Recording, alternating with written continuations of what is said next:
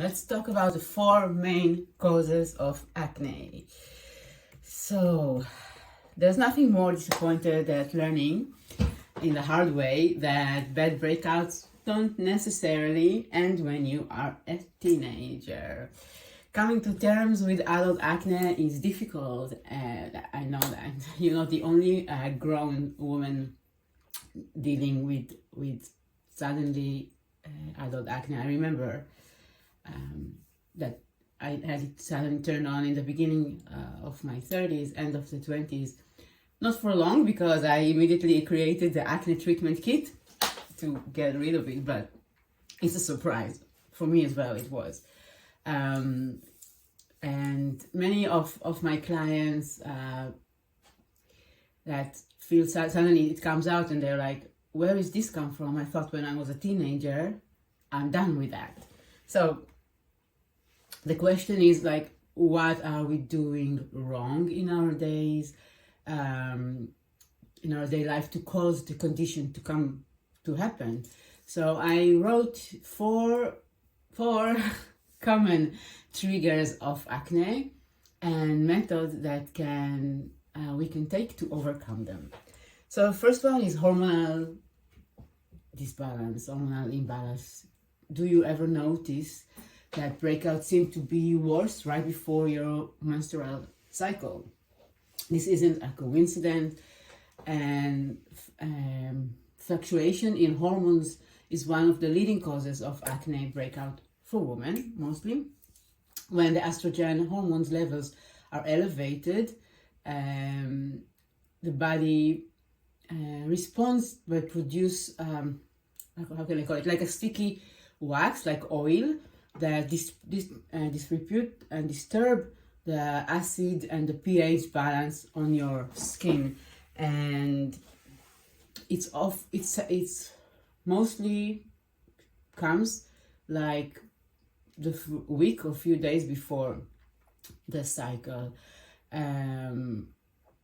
So if you feel that your breakouts are triggered by your cycle, then it's you're not alone, like I said, and it's a good idea to schedule your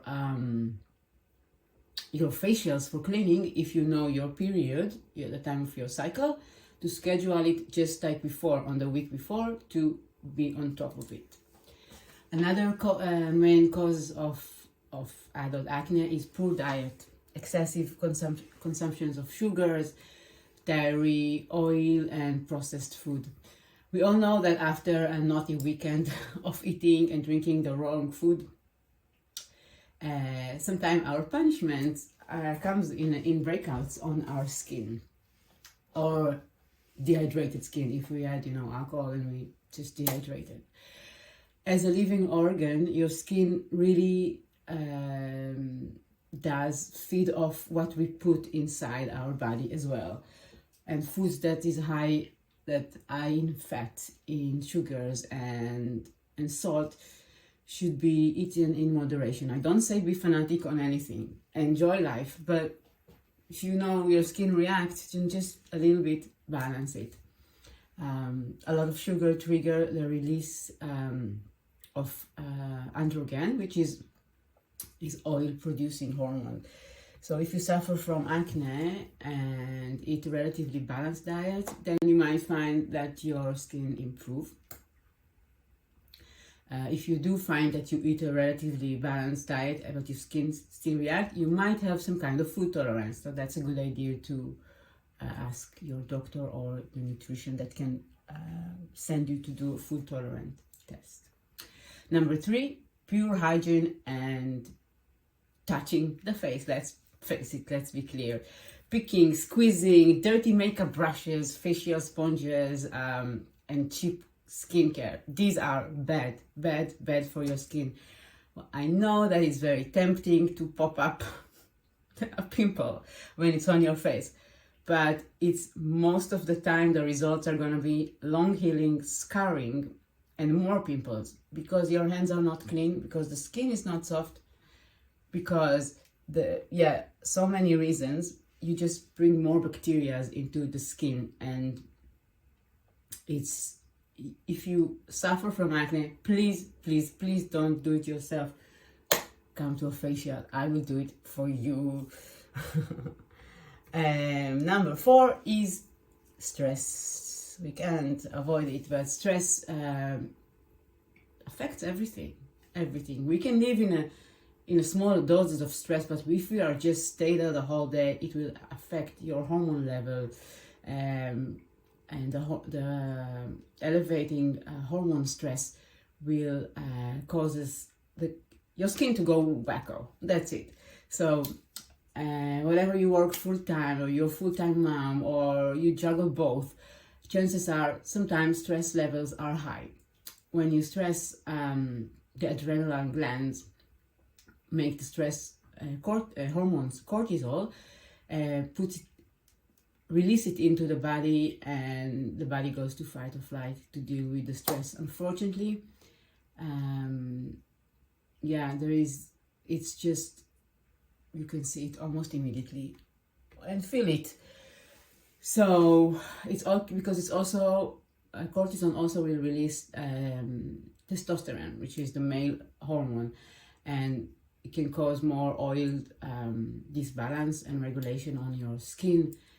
So stress and acne are unfortunately connected many times, and just, I probably don't have to tell you that. So my suggestion is find your tools. Find your toolkit to regulate yourself to, okay, it's yes, we react, we stress, but do not stuck there. Breath work, meditation, moving, dancing, singing, music, anything that can shift you from this fight or flight will change your skin as well. Now, how can I help you? My way of treatment is always to look at you as a whole, full body, mind, soul, whatever you want, and to heal the cause, go to the root instead of just treating the symptoms, because this will not heal the conditions completely. So I want you to have the results that you can really see, and that they last and that improve every time.